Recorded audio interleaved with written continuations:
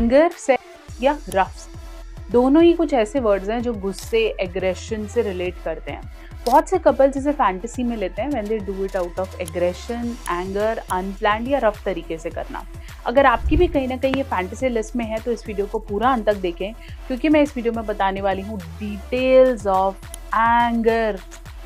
अगर आप भी ऐसा करते हैं तो वीडियो अंत तक देखेंगे, क्योंकि कुछ ऐसे प्रिकॉशंस जिन्हें फॉलो करना बहुत ज़्यादा ज़रूरी है। चैनल पे नए हैं तो ज़रूर सब्सक्राइब करेंगे और ऐसी काफ़ी सारी वीडियोस के लिए मेरे साथ कनेक्ट रहेंगे।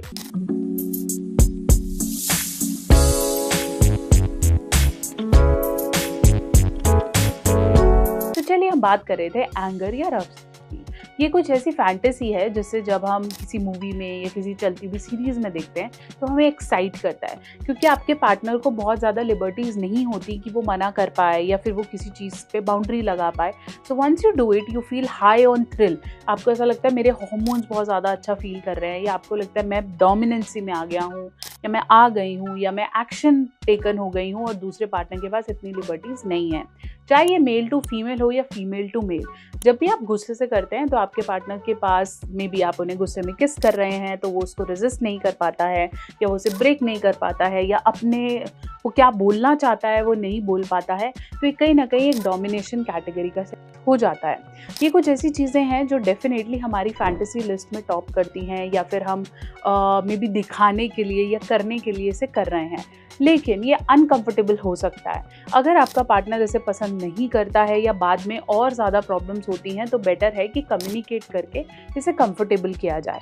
सो what are the precautions to follow when you are doing it in a angry or rough face. सबसे पहली चीज़ जो जानने की ज़रूरत है वो है कंसेंट लेना।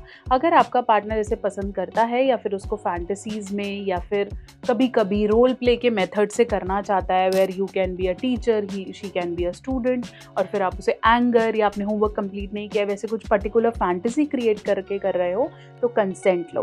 क्योंकि बिना कंसेंट के करा हुआ एंगर, क्योंकि आप उस समय अपने विचारों में या थॉट्स में नहीं होते हो, तो आप कोई गलत एक्शन भी ले सकते हो, आपके पार्टनर को पेन हो सकता है।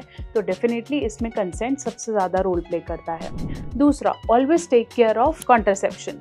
बहुत बार ऐसे होता है कि आप एंगर तो कर गए, अपने गुस्से में तो किया, लेकिन उसके बाद प्रेगनेंसी के चांसेस बढ़ गए, तो कॉन्ट्रासेप्शन के बारे में बात करो। Use a good quality condom और any other contraception so that your partner feel secure और प्रेगनेंसी या बच्चा होने के चांसेस ना हो। तीसरा, ऑलवेज अंडरस्टैंड दैट जब भी हम रफ या एंगर करके करते हैं तो उसमें पेन होने के चांसेस बढ़ते हैं, और ये पेन कभी कभार दिमाग में होता इतना नहीं है।